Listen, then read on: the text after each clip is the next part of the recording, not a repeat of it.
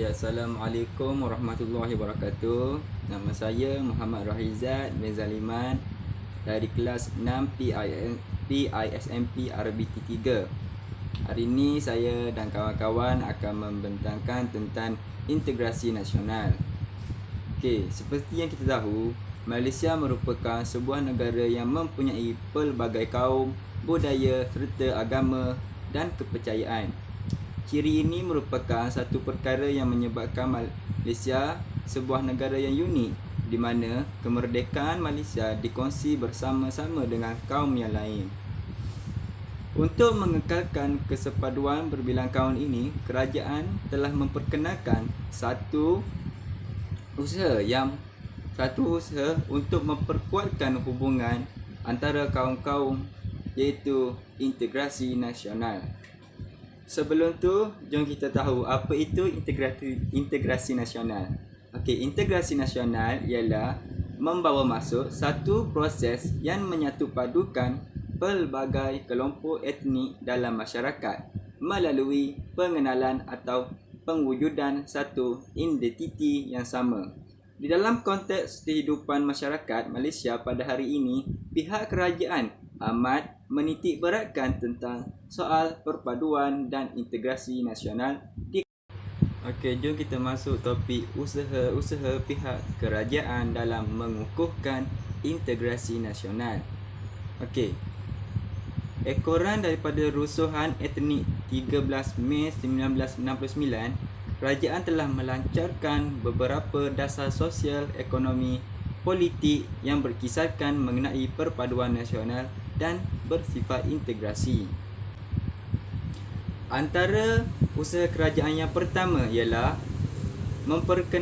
memperkenalkan rukun negara. Rukun negara telah dilancarkan pada 31 Ogos 1970, adalah merupakan ideologi kebangsaan negara kita.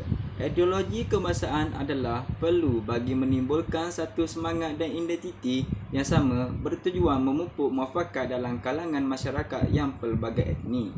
Kelima-lima prinsip ini bertujuan untuk mewujudkan sebuah negara Malaysia yang bersatu padu serta sebuah masyarakat Malaysia yang adil, demokrasi, liberal dan progresif. Antara 5 rukun negara tersebut ialah: pertama, kepercayaan kepada Tuhan, kesetiaan kepada raja dan negara, keluruhan perlembagaan, kedaulatan undang-undang, kesopanan dan kesusilaan. Okey, yang kedua, usaha kerajaan yang kedua, dasar pendidikan kebangsaan. Dasar pendidikan kebangsaan yang termaktub dalam Akta Pelajaran 1961 adalah berasaskan kepada Laporan Razak 1956 dan Laporan Rahman Talib 1960. Antara lain, matlamat dasar pendidikan kebangsaan ini adalah untuk melahirkan satu masyarakat Malaysia yang bersatu padu. Antara langkah-langkah yang diambil bagi memenuhi matlamat dasar pendidikan kebangsaan dalam memupuk perpaduan dan integrasi nasional adalah: 1. Menggunakan bahasa Melayu sebagai bahasa pengantar di sekolah-sekolah. Hal ini bermaksud tidak kira kaum Cina, India, Kandazan ataupun Iban akan menggunakan bahasa Melayu sebagai bahasa komunikasi atau interaksi antara mereka.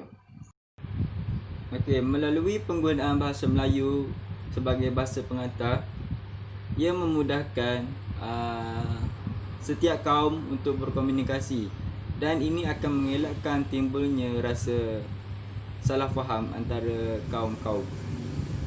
Yang kedua, menyediakan sukatan pelajaran yang seragam kandungannya untuk semua sekolah di Malaysia.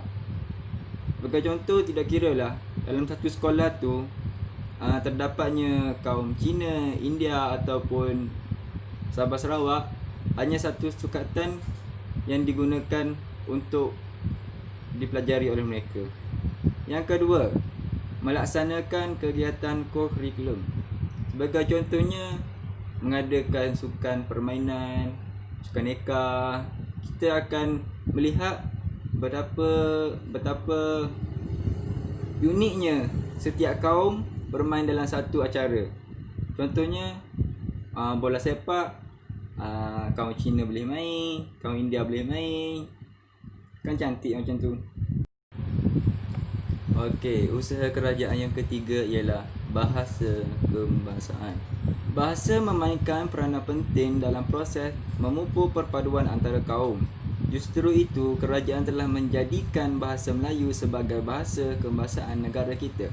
Akta Bahasa Kebangsaan 1997 telah memperuntukkan bahasa Melayu sebagai bahasa rasmi di Malaysia. Mulai tahun 1970, bahasa Melayu secara berperingkat-peringkat telah menggantikan bahasa Inggeris sebagai bahasa pengantar di sekolah-sekolah. Kerajaan juga telah menjalankan kempen untuk menggalakkan penggunaan bahasa Melayu dengan melancarkan gerakan Cintailah Bahasa Kita. Terdapat banyak kempen-kempen yang dijalankan oleh kerajaan untuk rakyat Malaysia mencintai bahasa. Contohnya menghargai bahasa kita, bulan bahasa, program-program yang melibatkan bahasa untuk menyatu padukan dan menguatkan semangat jati diri dalam masyarakat Malaysia untuk bersatu padu. Itu saja daripada saya. Sekian, terima kasih. Assalamualaikum warahmatullahi wabarakatuh.